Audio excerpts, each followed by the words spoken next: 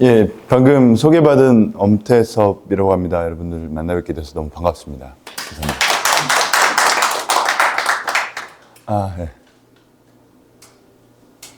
뭐 앞서 소개해 주셨지만은 지금 저는 이제 14년 차 변호사고 그동안 이제 로펌을 쭉 설립해서 이제 쭉 이끌다가 이제 병의원 그리고 뭐 사실은 병의원뿐만 아니라 이제 플랫폼을 운영하는 여러 IT 업체 대표님들 같은 경우에도 올라오는 그런 그 고객들의 리뷰 때문에 좀 스트레스를 많이 받는 분들이 계시고 또 그것이 사법적인 분쟁 단계까지 나아가서 사실 뭐 소송이라는 그리 좋지 못한 그런 어떤 분쟁 해결 수단에까지 나아가는 그런 케이스를 이제 워낙 많이 봤고요.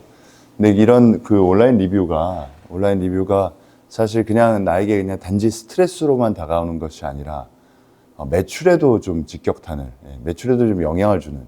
보통 요즘에 그 고객들이 뭐 병의원이던 어떤 상품군을 소비를 할 때 보통 특히 서비스 산업의 경우에는 앞선 다른 고객들이 남긴 리뷰를 보고 A 병원을 갈지 B 병원을 갈지 A 업체를 갈지 B 업체를 갈지 선택을 하는 경우도 굉장히 많거든요.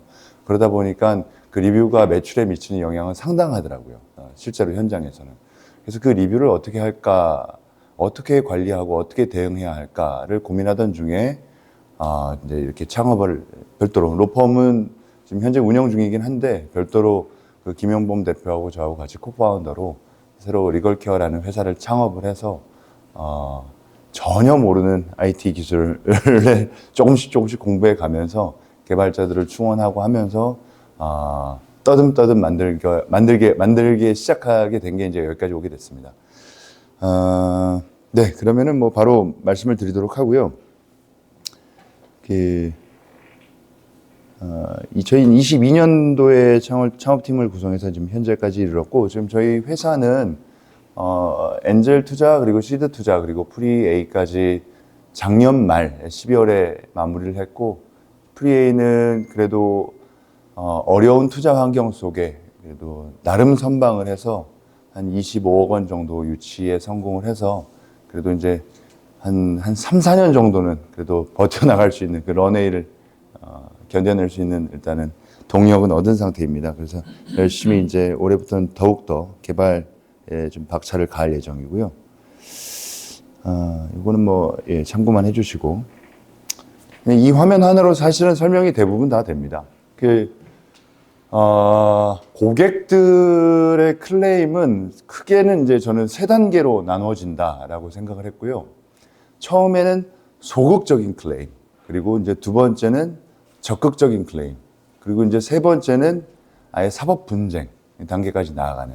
근데 크게는 이렇게 세 가지 생각해 볼 수 있는데, 이 소극적 클레임은 보통 온라인상에서 익명으로 혹은 온라인상에서 뭐 익명이든 실명이든 간에 나의 불만을 글로 표현하는 정도가 일반적입니다. 그래서 뭐 병의원에 다녀와서 어떤 진료 서비스에 불만족하거나 하는 그런 내용들이라든가 아니면은 뭐 간호사라든가 뭐 상담을 했던 실장들이라든가 이런 사람들이 했던 어떤 발언들 중에 내가 별로 이렇게 썩 마음에 들지 않는, 아니면은 내가 예상했던 것과는 전혀 다른 치료 효과로 인해서 불만을 가진 고객들이 그 내용을 그냥 온전히 글로 표현을 하죠. 그리고 해당 병원의 댓글창에 악성 리뷰들을 이제 도배를 하는 경우도 상당히 많고요.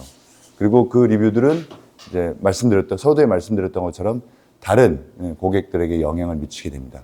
그런 그 리뷰를 통한 소극적 클레임, 이것을 어떻게 대응하냐가 바로 첫 번째 고민이었고요. 첫 번째 고민에 대한 그 솔루션이었고, 그리고 거기서 이제 더 나아가서 적극적 클레임, 이제 아시겠지만은 이제 병원을 찾아오거나 아니면은 뭐 원장 만나게 해달라라든가 아니면은 간호사나 실장들한테 직접적으로 뭔가 그 현장에서 대응을 하거나 아니면 좀 과격한 경우에는 1인 시위를 문 앞에서 하는 경우도 있고 아니면 뭔가 뭐 플랜카드를 붙인다든가 하는 경우도 있죠. 그런 적극적 클레임의 경우에는 어쩔 수 없습니다. 대화를 일단은 시작을 해야 되는데요. 그 대화가 이게 보통 어려운 것이 또 아닙니다. 이게 엄청난 스트레스죠, 사실. 그래서 그 대화 자체, 그 클레임을 좀 협상 전문가가 직접 나서서 하고 그리고 거기서 사실 되지 않으면은 모든 분쟁은 조기에 종결하는 것이 최상입니다. 예. 저는 뭐 그동안 뭐 소송으로 밥 먹고 살아왔던 사람이긴 하지만은 저는 소송이야말로 정말 가장 최악의 분쟁 해결 수단이라고 저는 생각하거든요. 일단 기본적으로 기간, 그리고 그 기간 동안 받는 스트레스, 그리고 그 사법 분쟁을 진행하는 소송 기간 내내 생기는 기회비용, 이 모든 것들을 고려했을 때 저는 조금 돈이 들더라도 조기에 분쟁은 마무리 짓는 것이 최상이다.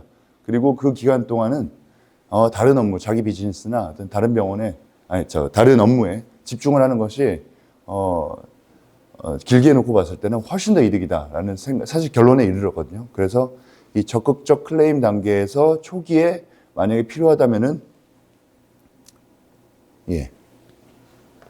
그 어차피 병의원 원장님들 대부분 다 의료인 배상 책임 보험 들어 놓고 계신데 그 보험을 통해서 일부 분쟁 초기에 합의를 통해서 분쟁을 조기에 마무리하는 것이 가장 좋고, 그리고 더 나아가서 그럼에도 불구하고 협상이 안 됐다. 그리고 그 클레임 해결이 안 됐다라고 한다면은 뭐 하는 수 없죠. 그때는 어쩔 수 없이 뭐 소장이 날아오기만을 기다려야겠죠. 그때는 이제 날아오는 소장을 어떻게 대응할 것인가. 이마저도 사실은 뭐 변호사 보수라든가, 그리고 심지어 만약에 좀 과실이 인정이 돼서 나중에 배상을 해야 되는 그런 상황이 생기면은 그 배상 뭐 손해배상금이라든가, 그리고 상대방의 소송 비용까지 부담을 해야 되는 경우가 생기는데, 이때 이것을 어떻게 하면은 부담 없이 해결할 수 있는가를 고민하다 나온 서비스가 이제 이 세 번째 소송 금융 서비스고, 지금 현재 저희 서비스는 이 각각 세 가지 모두에 대한 각각의 솔루션을 모두 다 담고 있습니다. 그러면은 이제 오늘은 사실 이 소극적 클레임에 대한 리뷰 관리 프로그램에 대한 얘기를 먼저 좀 자세하게 드릴 예정이고, 나머지 두 개에 대해서는 뭐 보험은 이미 어느 정도 다 알고 계실 거고요. 다만 이제 보험이 그냥 단순히 그냥 보험을 다 들어놨다라고 하고 이제 보험 가입 병원이라고 이렇게 붙여놓는 거에서 더 나아가서 그 보험 청구를 하기 이전에 클레임에 대한 어떤 전문가들의 협상 대응 단계까지 이제 포함되어 있는 인베디드 인슈런스 상품이다라는 걸 그냥 같이 말씀드리는 거고, 소송금융은 제가 이따가 말미에 한번 조금 자세하게 좀 설명을 드릴 예정입니다. 이거는 아직까지 한국에는 도입되어 있지 않은 서비스인데 미국이나 일본의 경우에는 굉장히 좀 활성화되어 있는 서비스라서 이거는 좀 제가 부연 설명을 좀 드리도록 하겠습니다. 먼저 리뷰 관리 프로그램 먼저 말씀을 좀 드리겠습니다. 개발 배경인데요. 이거는 여러분들께서 워낙 잘 아시는 내용입니다.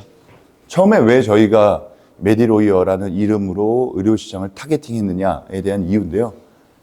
가장 큰 시장이고요. 보시다시피. 그리고 개별 사업장에서 지불할 수 있는 그 지불 여력이 높죠. 그리고 그런 반면에 개별 사업장, 개별 병의원에는 이런 그러니까 의료 서비스를 하는 원장님들 외에 그 경영 전반, 인사, 노무, 그리고 뭐 재무라든가 이런 경영을 도울 수 있는 그런 전문가들, 법무 전문가 이런 분들은 턱없이 부족한 상황이죠. 그리고 환자 클레임의 유형은 보시다시피 진료비 미납부터 시작해서 뭐 돈 내놔라 환불 요청, 그리고 손해배상해라, 내가 이걸로 인해서 큰 여러 가지 이제 상해라든가 아니면은 미용 시술의 경우에는 내가 어디가 무너졌다라든가 염증이 생겼다라든가 이런 것을 통해서 손해배상 요청을 하는 경우가 있고, 또 이 모든 것들 이유로 더 큰 금전을 요구하면서 협박을 하는 경우, 그리고 앞서 말씀드렸던 것처럼 1인 시위라든가 안에 들어와서 다른 환자들에게 영향을 미치는 그런 업무 방해 행위, 그리고 지속적인 진료 요구 및 괴롭힘, 1인 시위, 온라인 명예훼손 이런 것들이 이제 다양한 유형으로 제시가 되고 있고요. 이 명예훼손으로 인해서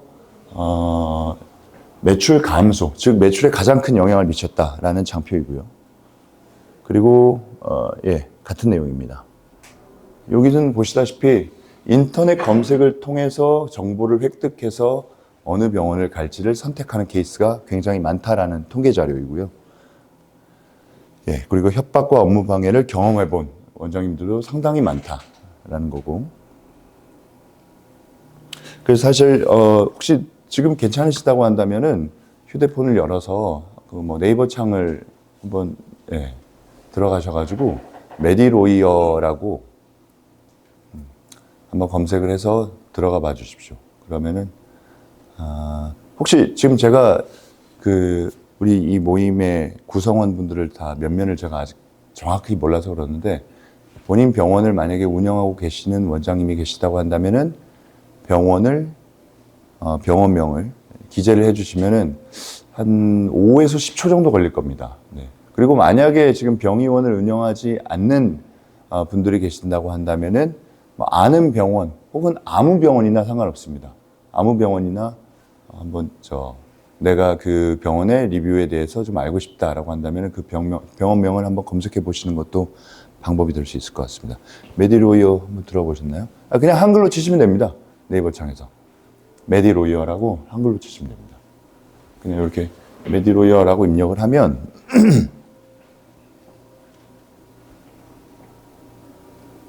네, 첫 번째 뜰 겁니다. 다 찾으셨나요? 예. 첫 번째 그 특별 혜택이라고 나오는 팝업은 지우시고, 예. 거기다 병원명을 한번 기재해 보시죠.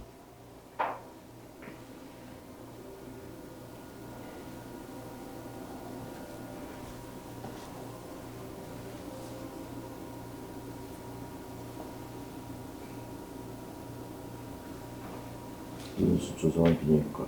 네네, 나오죠.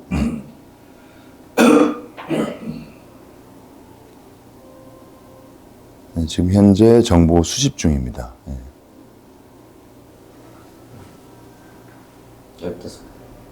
네. 그래서 지금 한번 이제 쭉 검색을 해보시면서 결과가 나오면은 이따가 뭐 제가 또 개별적으로 돌아다니면서 좀 도움을 드릴 수도 있을 것 같은데요.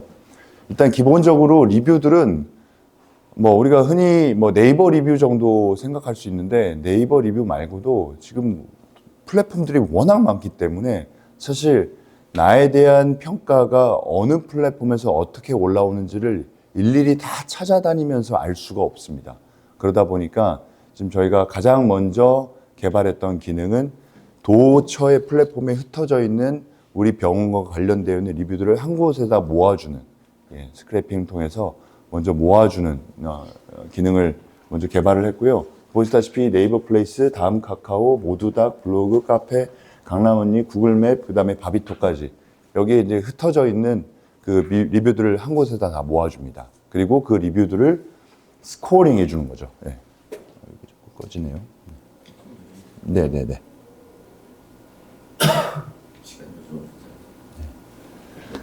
네, 그래서 그 리뷰들을 처음에 모아준 리뷰들에 대해서 수백 개, 많게는 수천 개의 리뷰들이 있을 텐데요. 그 리뷰들 중에 긍정적인 리뷰는 플러스 10점까지, 그리고 부정적인 리뷰들은 마이너스 10점까지를 스코어링해서 쭉 필터링을 해줍니다. 다시 재정리를 해주고요. 그리고 그 중에서 범죄 유형에 가까운 명예훼손이나 모욕들은 자동으로 구성요건, 형사법적 그 구성요건을 자동으로 적용을 해서 태그를 달아줍니다. 이 행위들은 이제 범죄 행위다라는 거죠. 그리고 범죄 행위까지 이르지는 못했지만은 좀 부정적인 리뷰들은 삭제하기 버튼을 같이 이제 거기 달아놓고 삭제하기 버튼을 클릭을 하시면은 내부적으로 정보통신망법상 이제 임시조치라고 해서요, 한 달간 차단을 해주는 그 법령상의 관련된 법규가 있는데, 그 법령을 이용을 해서 그 삭제하기에 필요한 양식들을 해당 댓글을 분석해서 자동으로 신청서를 작성을 해서, 이건 여러분들 눈에 보이는 건 아닙니다. 여러분들은 그냥 삭제하기 버튼만 누르면 되는 거고요. 내부적으로는 이런 시스템이 작동된다라는 말씀을 드리는 것이고, 그 신청하기가 해당 플랫폼에 삭제하기 신청이 되고, 그리고 거기서 거의 지금까지는 한 99% 이상은 대부분 다 삭제가 됐던 것 같습니다. 그래서 삭제가 되고, 그 삭제된 내용은 해당 글을 작성한 사람에게 통보가 되고 30일간 별도의 이의 시청이 없으면 완전하게 삭제가 되는 그런 플로우로 구성이 되고, 그렇게 해서 간편하게 삭제를 하실 수 있게끔, 실제로 저희 플랫폼에서만 삭제가 되는 게 아니라 해당 플랫폼, 네이버나 다음 카카오나 모두닥이나 그 해당 플랫폼에서도 완전하게 삭제가 되는 것이고요. 그리고 이제 경우에 따라서는 삭제하기까지는 필요 없지만은 약간의 불만을 표현한 정도에는 바로바로 그 밑에 댓글을 좀 달아줄 필요가 있는데, 일일이 바쁘기 때문에 그 안에 밑에다가 댓글을 다 달기가 어렵습니다. 그래서 그 댓글은 자동으로 해당 문구와 워딩과 흐름과 맥락에 맞게 자동으로 문장을 작성해서 마찬가지 버튼 하나만 누르면은 바로바로 댓글이 마치 사람이 작성한 것만 같은 그런 느낌의 댓글들을 아주 친절하고 성실한 그런 댓글들이 하단에 달리게 됩니다. 그런 기능들을 지금 갖추고 있고요. 그리고 요거는 이제 실시간 댓글 알림입니다. 그러니까 새로운 리뷰가 올라오게 되면은 바로바로 병원에 그 해당 담당자나 원장님들께 바로바로 댓글이 올라왔다라고 알림을 드리는 기능이고, 앞서 말씀드렸던 것처럼 자동 분석 및 스코어링입니다. 보시다시피 AI 추천 답변이라고 해서요. 이거는 이제 실제로 고객이 단 리뷰고 이 리뷰의 문장의 맥락에 맞게 추천 답변을 추천을 해드리고, 그리고 답변 완료 클릭을 하면은 이 답변이 그대로 저희 플랫폼뿐만 아니라 해당 네이버나 모두닥이나 카카오나 이쪽으로 답변이 달리는 것이고요. 그리고 보시다시피 이렇게 빨간색, 붉은색으로 표시되어 있는 이 글은 모욕이나 명예훼손 리뷰일 가능성이 매우 높다라고 해서 저희가 자동으로 탐지해서 태그를 달아놓고, 요건에 관해서는 법률 검토까지 할 수 있게끔 마찬가지 신청 버튼을 달아두었습니다. 예, 간편 삭제는 앞서 말씀드렸던 것처럼 삭제 버튼을 누르게 되면은 앞서 말씀드렸던 그런 문서 제출 자동화를 위한 스크래핑 엔진을 연동한 그 개발 과정을 통해서 신청서를 자동으로 작성을 해서 해당 플랫폼에다가 전달을 해주고, 방통법에 따른 임시조치, 잠정조치가 바로바로 진행이 되게끔, 차단 조치가 되게끔 만들어 놨고요. 그리고 자동 답변 생성, 이것도 말씀드렸던 바와 같습니다. 그리고 더 나아가서 긍정적인 리뷰도 있지 않겠습니까? 그래서 그런 긍정적인 리뷰는 사실 많이 널리 퍼뜨리는 게 또 중요하겠죠. 그래야 긍정적인 리뷰를 보고 더 많은 고객들이, 더 많은 환자들이 우리 병원에 찾아올 수 있기 때문에. 그래서 긍정적인 리뷰를 달아준 그 리뷰의 경우에는 그 각 플랫폼에 한꺼번에 쫙 퍼뜨릴 수 있게끔 부스터 기능을 또 같이 개발을 해놓은 상태입니다. 보시는 바와 같고요. 그리고 여기까지가 일단은 저희가 아까 소극적 클레임에 대해서 리뷰를 어떻게 수집하고 모으고 새로운 댓글이 올라오면은 알려드리고, 그리고 그 알려드린 문자들 리뷰들 중에 부정적인 것들은 어떻게 삭제하고 어떻게 댓글을 달고, 그리고 긍정적인 리뷰는 어떻게 부스팅하는지, 이 모든 기능을 담은 내용에 대해서 설명을 드렸고요. 그 다음에 이제 적극적 클레임의 경우, 아까 두 번째, 초기 서비스에서 두 번째와 관련된 케이스는 사실 대부분의 병의원 원장님들이 의료인 배상 책임 보험에 아마 이제 지금 현대해상이 제일 많을 거고요. 그 다음에 이제 DB손보, 교보, 이런 정도 순으로 그 배상 책임 보험에 가입되어 있는 경우가 많은데, 딱히 쓸 일이 거의 없을 겁니다. 매년 1년마다 이제 갱신을 하고 보험료를 납부를 하시는데, 사실 보험회사가 그렇게 막 적극적으로 대응을 해주는 것 같지도 않고, 클레임이 정작 생겼을 때는, 이용을 해야 할 때는 이제 과실 책임, 과실이 있어야만 보험료가 지급이 되기 때문에, 이제 무과실이거나 아니면은 좀 애매한 경우에는 보험회사가 나몰라라 하는 경우가 굉장히 많은데요. 그런 애매모호한 경우에도 마찬가지로 저희 회사의 그 협상 전문가들이 현장에서 1회 정도는 이게 실제로 과실 책임인지 아니면 무과실 책임인지에 대한 판단을 좀 하고, 만약에 무과실이라고 한다면 조금 단호한 대응을, 그리고 일부라도 애매모호해서 나중에 사법분쟁까지 갔을 때 일부 과실 책임이 나올 수 있을 만한 영역에 있어서는 조기의 분쟁 해결, 보험금을 통해서요, 조기의 분쟁 해결하는데 도움을 드리고 있고요. 말씀 중에 죄송하지만 그 의료인 배상 책임은 의료인이 과실을 인정해야만 지급이 되거든요. 맞습니다. 과실을 인정하거나 아니면은 향후에 사법기관으로부터 인정이 되거나. 그런데 맞습니다. 이제 배상팀이 환자와 협상을 잘 마무리해서 그렇게 된다면 그 비용이 보험회사에서 지급이 안 되겠네요. 그렇죠. 협상 단계에서 마무리된다면은 그렇죠. 맞습니다.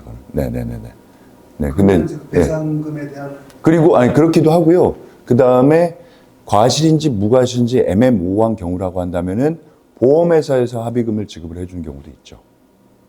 그건 있습니다. 그리고 다만 이제 그 금액은 그들이 제시하는 금액 이상의 금액을 우리가 받아내기는 어렵기 때문에 협상 단계에서 환자하고 이 정도 금액으로 마무리합시다라는 얘기가 일단은 기본적으로 합의서가 작성이 돼야 되는 거죠. 현장에서. 그건 맞습니다. 네, 편하게 말씀 주시면 될 것 같습니다. 제가 말씀 중에도 언제든지 제 얘기 끊고 질문 주셔도 될 것 같습니다. 그리고 아까 말씀드렸던 그 서드 파티 펀딩, 그 소송 금융 제도인데요. 이거는 쉽게 말하면은 처음에 변호사 보수와 그 다음에 소송에 들어가는 모든 비용들을 전부 다 지원을 해드리는 겁니다. 평가를, 그러니까 물론 이제 그 해당 케이스를 판단을 해서 어느 정도는 이제 승소 가능성이 물론 있어야 되긴 하겠지만은 처음에 앞서 얘기했던 소극적 분쟁 그리고 적극적 그 클레임 그런 단계를 넘어서서 거기까지도 해결이 안 되는 경우에는 아마도 환자로부터 소장이 날아오거나 아니면 먼저 소송을 제기해야 되는 그런 경우도 있을 수 있을 겁니다. 예를 들면 채무 부존재 확인의 소송이라든가 이런 것들은 여러분들이 먼저 원고가 돼서 소장을 접수해야 되는 경우도 있고 아니면은 뭐 환불 요청과 관련해서 아니면은 손해배상 청구와 관련해서 소장이 날아오는 경우에 뭐 하는 수 없이 상대방이 소장을 접수했으면 어쩔 수 없이 우리가 피고가 돼서 소송을 진행해야 될 수밖에 없지 않겠습니까? 그때 초기에는 뭐 물론 그냥 뭐 내 비용으로 진행을 한다고 한다면 사실 이 시스템은 좀 필요가 없을 거고요. 그런데 그럼에도 불구하고 혹시라도 이제 패소할 가능성과 관련해서 나중에 패소를 하게 되면은 이미 들어간 변호사 소송 비용 그리고 패소로 인해서 발생되는 손해배상금 그리고 심지어는 패소로 인해서 상대방의 소송 비용까지 다 물어줘야 되는 그런 케이스가 발생하는데 그 리스크로부터 완전히 자유로워지는 그런 서비스고요. 처음에 이 신청이 돼 소송금융을 내가 한번 이용해 보겠다라고 신청을 하게 되는 경우에 그 신청을 하면은 해당 케이스를 빠르게 검토를 하고 비용을 지원할지 말지 여부를 저희가 판단을 한 다음에 이것은 승소 가능성이 절반 이상이다라는 판단이 들면 그때는 전액 다 지원을 해드립니다. 그렇게 하고 소송은 쭉 진행이 되고요. 물론 변호사는 그냥 여러분들이 알아서 선택을 하시는 겁니다. 예, 변호사를 선택하는 과정에 저희가 개입하면 안 되는 거죠. 그건 여러분들이 아는 변호사, 아니면 뭐 근처에 어디 로펌에 찾아가셔서 충분히 상담을 받아보시고 그 상담 기록지만 저희에게 전달을 해주시면 그걸 가지고 판단을 하는 거고요. 그리고 나서 소송 비용을 저희가 다 지원을 하고 소송이 쭉 진행이 되고 이기면 그때는 저희가 처음에 약정금 일부를 승소한 금액 중에 일부를 저희하고 쉐어를 하는 거고 그리고 지면 안 받습니다. 예. 지면은 그냥 그걸로 끝입니다. 여러분들은 그냥 부담 없이 그냥 기분만 상하고 그냥 끝나는 거고요.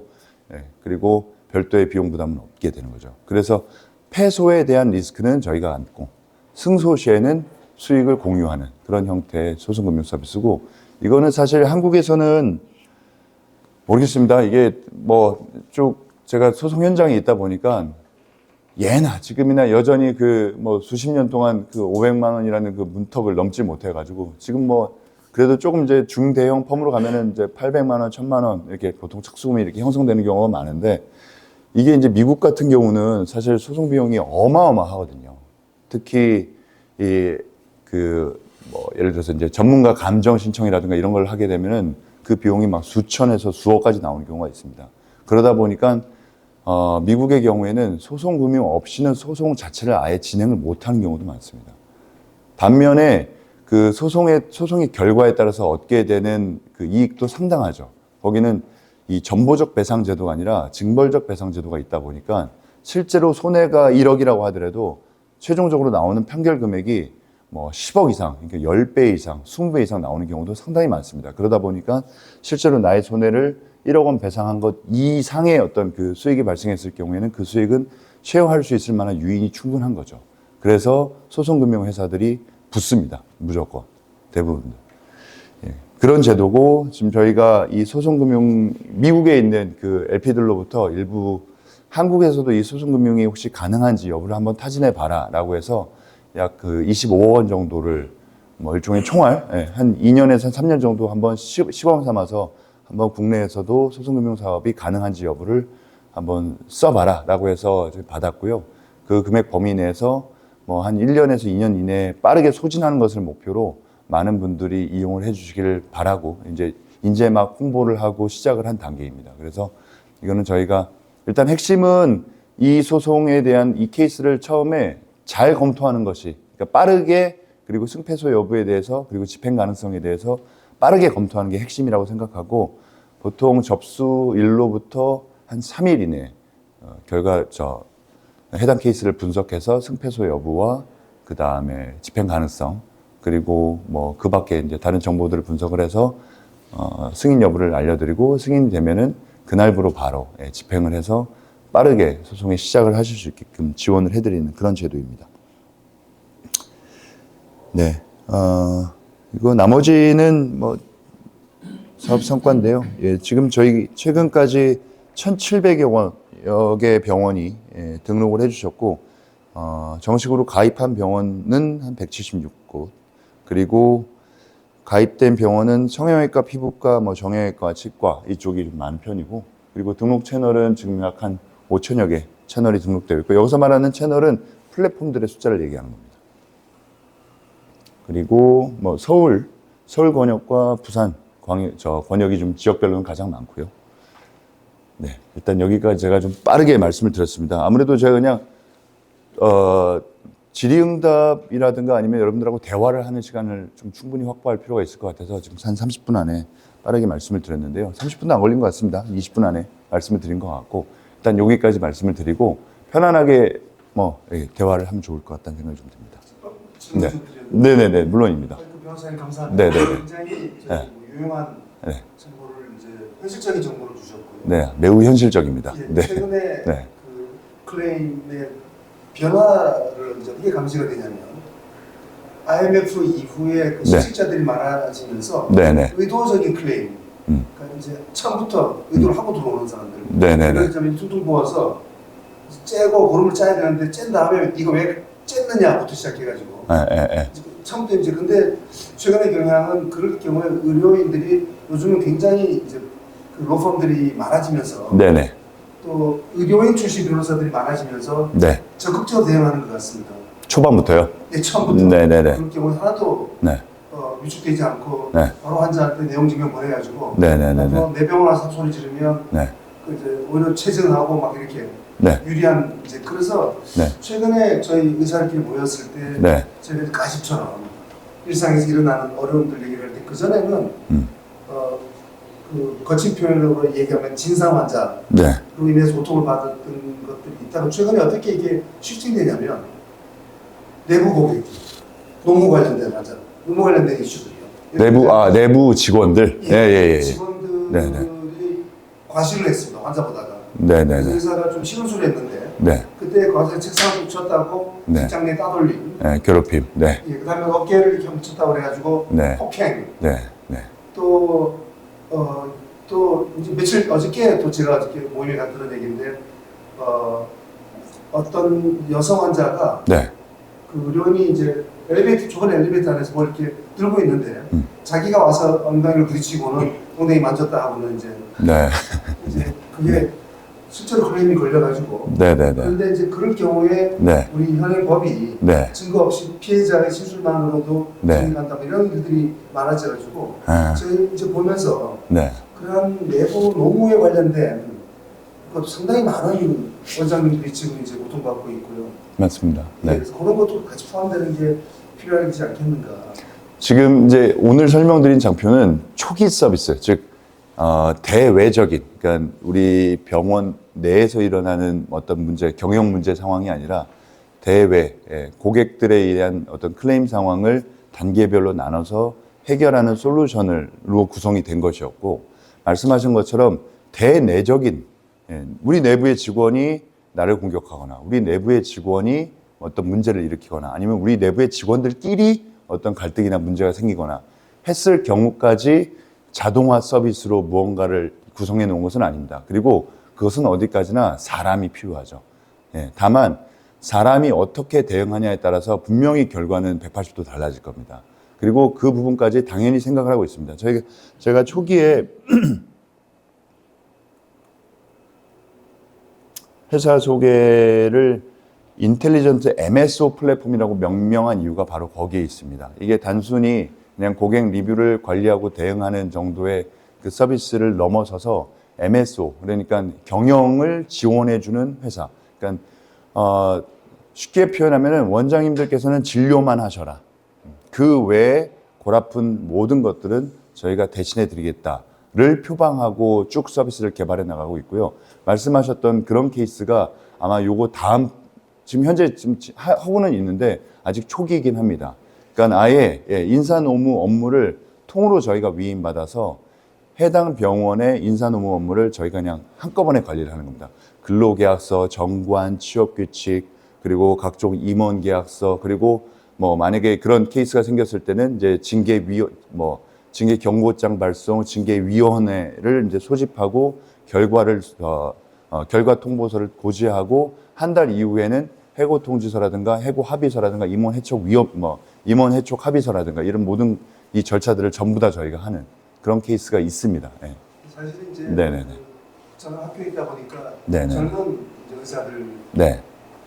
이제 교육을 쭉 이제 진출하고 그다음에 최근에 그 젊은 의사들이 상당 비중이 네. 과거와 좀 어떤 게 달라졌냐면 환자와의 생기는 이런 이제 관련 이슈들은 네. 지금처럼 이제 장치들이 굉장히 많이 개발되어 있고 그러니까 지금 이제 변호사님처럼요. 네네네. 그런데 그 이제 직원들이 지금 전문 의사들은 다 가장 큰 고민이 또 스트레스가 뭐냐 할 때 직원 문제라고 얘기합니다. 그리고 네. 직원들이 나름대로의 공동체를 다 가지고 있습니다. 조무사대로. 네네네네. 그리고 이 공동체도 자기 나름대로 어떤 활동을 하고 있냐면 노무사를 불러다가 네네. 또 지방노동위원회에서 오고 이런 식으로 해서 네.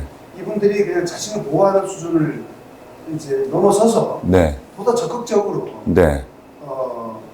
클레임을 걸어서 얻을 수 있는 베네핏 같은 것. 네네네네. 예를 들자면 이제 해고 사유에 해당이 됐는데 네. 자기가 어떤 과실로 이제 그러니까 어떤 법률공학적인 네. 이제 일을 하게 되면 어떤 해고 사유가 됐고 그래서 뭐라고 그러나요? 휴직수당이라고 그러나요? 뭐라고 그러죠? 실직수당이라고 그러나요? 네. 실업급여. 실업급여도 네. 받을 수 없는 이게 됐을 때 네. 다음날 와가지고 이제 네. 돈을 요구를 하고 그런데 지금 부적절한 표현이지만 사업계나 사회 분위기가 네. 약간 소셜리스트하게 네네네. 그런 쪽에 좀 더 비중이 실리는 판결이 나오잖아요. 뭐 그건 부인할 수 없는 것 같습니다. 예, 그러다 네네네. 보니까 네. 이 부분에 대한 장치가 이제 의료인 입장에서는 네. 부족하다고 느끼는 그런 얘기들을 네. 저희 네. 후배 의사들한테 굉장히 많이 듣습니다. 맞습니다. 네. 그러다 보니까 오히려 이 정규직 근로자를 채용하는 것을 꺼려할 수밖에 없는 거죠. 이 역효과라고 저는 생각을 하는데요. 근데 그거는 이제 좀 뭐랄까 정책적 영역 내지는 이제 좀 정치적인 영역으로까지 이제 넘어가는 담론으로 가기 때문에 이제 근로자와 그러니까 사측과 노측 간의 어떤 유불리 상황과 그리고 노측에 유리하게 법안들이 만들어지고 그리고 해석조차도 애매모호한 경우에는 사측에게 불리하게 판단이 내려지는 그런 케이스들이 워낙 많다 보니까 오히려 이제 정규직 채용이 이제 줄어드는 상황에 이르를 수밖에 없고 그다음에 위탁으로 직원을 받죠. 그러니까 직접 채용을 하는 게 아니라 조금 돈이 더 들더라도 그냥 아예 외부에서 파견 근로를 하는 경우도 굉장히 많고 그러다 보니까 또 이제 그 파견 근로자들을 또 보호해주는 또 별도의 또 다른 법이 생기고 하는 그런 흐름으로 지금 여기까지 왔는데 일단 뭐 그렇다고 직원 없이 일할 수는 없지 않습니까? 그러다 보니까 결국은 사실 해고 사유가 발생했을 때 해고를 할 수 있어야 되는데 사실 지금 현재 마련되어 있는 근로기준법상의 통상 해고라든가 징계 해고 절차는 제가 해보니까요 현실적으로는 해고가 불가능합니다. 미국처럼 정말 아니면은 그냥 파이어를 할 수 있는 그런 시스템이 아니에요. 실제로 우리 병원에 우리 회사에 악영향을 끼치고 그리고 수시로 분쟁과 갈등을 야기하는 선명하게 눈에 보이는 그런 행위를 한다고 하더라도 이것을 해고한다라는 통상적으로 아니면 징계 해고를 한다라는 것은 거의 불가능에 가깝습니다. 그 절차를 다 밟아야 되거든요. 그 절차 다 밟는데 일단 최소한 2달 이상 걸립니다. 그 절차 밟는데. 그러면 그 2달 동안 어떻게 해야 됩니까? 만약에 뭐 직장 내 괴롭힘이라든가 하면은 일단은 그 두 사람을 떨어뜨려 놔야 되는데 떨어뜨려 놓을 수 있는 공간이 없다 보니까 한 사람은 집에서 쉬어야 돼요. 그러면 집에서 놀면서 급여는 다 받아가는 그런 케이스가 분명히 생기고 그럼 그 2달 안에 또 징계 해고를 하는데 그 절차가 워낙 해야 되는 절차들이 많다 보니까 이 인사노무 전문가 없이는 심지어 노무사들도 직접 들어와서 하는 게 아니라 옆에서 양식 하나 주고 이거 주세요. 뭐 이런 식으로 이제 아예 리모트 원격으로만 얘기를 하다 보니까 내부에서는 뭔가 액션을 취할 수 있을 만한 그런 직원이 필요한데 그런 직원이 없죠. 믿을 만한 직원이 없다 보니까 그거 원장님들이 하셔야 되거든요. 근데 원장님들이 그걸 어떻게 다 합니까? 환자들 진료하면서. 그러니까 결과적으로는 그 절차상의 하자가 반드시 발생하고 그 절차상의 하자가 있는 상태에서 해고 통보를 하게 되면은 반드시 지방노동위원회에 부당해고 신고가 들어가고, 부당해고 신고가 들어가면은 이 사람이 아무리 나쁜 짓을 하고 아무리 파렴치한 짓을 했다고 하더라도 절차상의 위법, 절차상의 하자, 기간이 하루 모자란 그런 그 절차상의 여러 가지 문제들 때문에 부당해고가 나옵니다. 그러면은 부당해고가 나오는 그 시점, 예를 들어서 3월 1일 날 해고를 했어요. 그리고 3월 2일 날 신고를 했습니다. 그리고 지방노동위원회에서 결론이 10월 1일 날 나옵니다. 그러면 3월부터 10월까지 받지 못한, 부당해고로 인해서 받지 못한 급여는 전부 다 일을 안 했음에도 불구하고 전부 다 지급을 해야 됩니다. 그리고 그게 만약에 또 중노위까지 중앙노동위원회까지 넘어가면 중앙노동위원회에서 또 6개월입니다. 그러면 그 이듬해 한 3월 정도 결론이 나거든요. 그러면 거의 1년치 연봉을 부당해고로 인정이 받고, 부당해고는 부당해고대로 인정되고, 그리고 1년치 급여는 1년치 급여대로 다 나가고, 그리고 복직한다고 하면 또 복직해야 돼요. 또, 또 다시 같이 일해야 됩니다. 네. 그런 정말 힘든 상황에 처하게 되죠. 그러다 보니 이 해고 시점에 이 절차를 다 갖춰서 해고하는 것도 뭐 가장 스탠다드한 방법이긴 하지만, 앞서 제가 서두에 말씀드렸던 것처럼 그런 경우에는 한 달에서 두 달, 맥시멈 3달치 이하의 급여 정도 수준의 금액으로 합의하고 합의서 쓰는 게 가장 깔끔. 제가 지금 해보니까 그게 서로에게 윈윈입니다. 서로에게. 합의서는 법률적으로 법률적인 효력을 가지지. 물론입니다. 예. 사적 자치가 일단 기본적으로 우리나라 민사법에 깔려 있는 근본이기 때문에 양 당사자가 앉아서 나는 얼마 받겠다. 그리고 그 얼마 받고 이의 제기 안 하겠다. 민사상, 형사상 어떤 조치도 취하지 않겠다. 그리고 이 합의 사실은 비밀을 유지하겠다. 대외적으로 제3자에게 어느 누구에게도 유출하지 않겠다. 그래서 안전장치를 걸어두고 합의를 하고 양 당사자가 서명 날인하고 그 자리에서 줄돈 이제 주고 하고 거기서 마무리하는 것이, 그 합의 시점에 정말 미운 놈인데 저 사람한테 한 푼도 주고 싶지 않은데 그런 마음이 든다고 하더라도 그게 궁극적으로는 가장 저는 효과적이고 가장 유효하고 승리하는 길이라고 저는 생각을 합니다. 그래서 지금 현장에서도 그런 케이스가 생겼을 때 그렇게 하고 있고요. 특히 차라리 뭐 주임이나 대리 정도의 막내 직원들의 경우에는 사실 이 대화도 조금은 수월한 편이고요. 그 다음에 갈등도 그렇게 막 거칠거나 하진 않습니다. 그리고 금액적인 부담도 사실은 좀 적어요. 근데 문제는 늘 이제 임원급에서 일어나죠. 이사나 실장급 이상 임원. 나는 임원이라고 생각해서 능력과 역량이 출중하다고 생각해서 데리고 왔는데, 그런데 생각했던 것보다 형편없고 연봉도 뭐 억대 연봉을 제시해서 연봉을 주고 있는데 전혀 그 연봉에 상응하는 만큼의 어떤 역량이나 효율이 나오지 않는 거죠. 그러다 보면 이제 갈등은 생기기 마련이고, 그런데 아차, 임원 계약을 체결하지 않았네. 임원 위탁 계약을 체결하지 않고 근로 계약을 체결해 버린 경우가 있습니다. 이게 임원이냐 근로자냐에 따라서 이 사람하고 헤어질 수 있을 만한 그런 어떤 장치, 그러니까 헤어지는 과정이 완전히 다르거든요. 그러다 보니까 임원이면은 임원이라는 실체와 절차가 완전히 갖춰질 수 있게끔 처음에 그 임원을 모실 때부터 임원 위탁 계약이라는 것을 명시하고 퇴직금이 없다라는 점, 그 다음에 필요하면은 뭐 등기도 하고 하는 이런 여러 가지 장치들을 걸어놔야 되는데, 그거를 누락하거나 미루거나 하다가 얼레벌레 하다가 이제 그렇게 이제 임원하고 갈등이 생기고, 그리고 나중에 헤어질 때쯤 되면은 나 근로자야, 무슨 소리야, 나 아침에 출근하고 퇴근하고 당신한테 보고 다 하고, 출근 도장 찍고 퇴근 도장 찍고, 뭐 연차나 뭐 외박이나 휴가 갈 때 당신한테 다 보고하고 그러고 가지 않았느냐 라고 하면서 나는 근로자임을 또 주장을 합니다. 그러면서 그 억대 연봉에 상응하는 손해배상이나 아니면은 그 해지에 필요한 그 위약금을 요청하는 경우도 굉장히 많죠. 굉장히 머리 아픈 일인데요. 그런 것들을 한꺼번에, 사실 이런 것들을 다 원장님이 하실 수가 없습니다. 현장에서 어떻게 합니까, 이거를? 불가능해요. 그러면 이거를 간호사들이나 간호조무사들이 할 수 있느냐? 못합니다. 그래서 사실은 반드시 전문가들의 도움이 필요는 합니다. 변호사님 오늘 가이드 네네. 굉장히 좀 네. 현실적인 네네네네. 말씀들도 얘기했냐면, 대부분의 의사들은 이런 장치를 모르고 네네네. 사후에 이제 시작합니다. 그렇죠. 사후에. 예. 변호사님 이 시스템은 항상 사전이죠. 예. 사전 네트를 다 깔아놓고 네. 걸려들지 않게끔 이제 네, 네. 장치인데 요건데 지금 소아과가 찾기 힘듭니다. 네네. 애기 아파가지고 소아과를 가려면 전소를 다 헤매고 다녀야 돼요. 소아과 의사들이 다 문 닫아요. 이 맘스 카페에 견디지 못해가지고. 근데 왜냐하면 이게 생각보다 심각한 지금 현실이거든요. 맘스 카페 시달려 엄마 하나가 왔는데 그 아파트 만세대 아파트에 엄마가 10,000명이에요. 근데 이제 생태계에서 10,000명의 엄마가 있으면 그 중에 5%는 이제 그 비오는 노말입니다. 그 생태학적으로 이상한 사람들. 네. 이분이 이제 그 병원을 방문했다가 예를 들어가지고 자기한테 충분한 리스펙트를 하지 않으면, 근데 조무사는 그러니까 그 병원 직원 20살짜리 그 세상에 대한 리스펙트 전혀 없고 자신감에 충만한 그런 리스펙트하지 않아요. 그 차별 주제도 이렇게 보고 있지 말하자면 그런 게 다 이제 올라가는데 그때 올라가서 어떻게 올라가냐면 어마어마한 언어로 올라갑니다. 이렇게.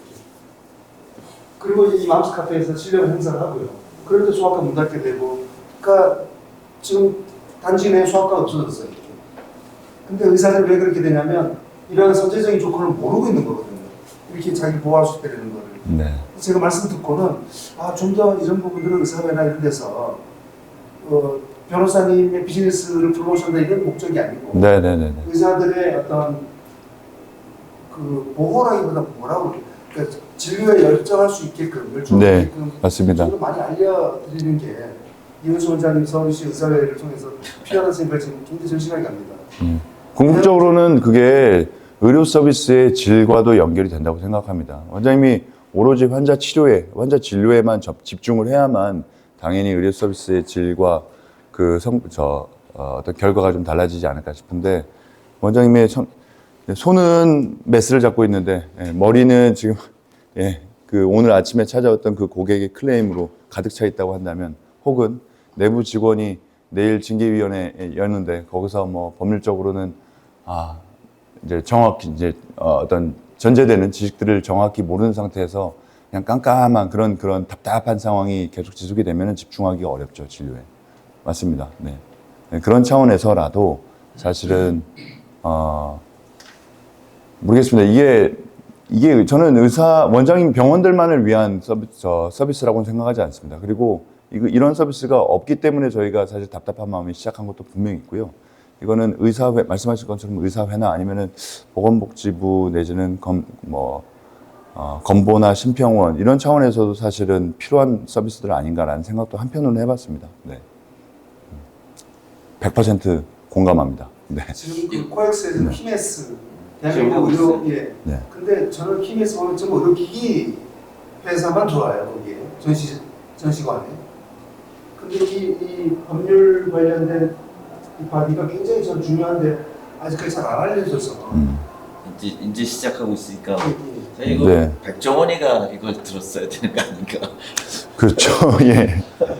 백종원 대표가 네. 한 번인가? 사실 이제 딥하게는 이제 메디컬 영역, 그러니까 이제 병의원 영역으로 저희가 좀 집중을 하고 있는 것은 맞지만 이것은 저희가 솔직히 말씀드리면 좀 생존하기 위한 전략이기도 합니다. 이게 리뷰를 관리하고 대응하고 적극적 클레임을 대응하고 하는 이 일련의 모든 서비스가 병원 정도 되는 지불 여력을 보유하고 있는 분들이기 때문에 이제 무료를 넘어서 유료까지 이 서비스를 이용하실 수 있는 거지. 사실 리뷰로 인해서 고통받고 있는 산업 분야는 사실 이런 의료 분야뿐만은 아니죠. 이 넓게 펼치면은 말씀하신 것처럼 식당 그리고 뭐 이런 숙박업, 숙박업도 사실 리뷰에 엄청나게 많은 영향을 받고는 있습니다. 그래서 수평적 성장에 대한 얘기도 내부적으로 하고는 있는데 그것은 일단은 병의원에 집중하자라는 어떤 의사결정, 경영 판단에 의해서 지금 하고는 있고, 다만 저 리뷰 프로그램이 조금 더 고도화된다고 한다면 뭐 쿠팡이나 아니면 배민하고 제휴를 할 수도 있는 거겠죠. 뭐 향후에 뭐 M&A도 생각하고 있고 여러 가지 방식으로 어떤 수평적 성장과 관련된 고민도 같이는 하고 있습니다.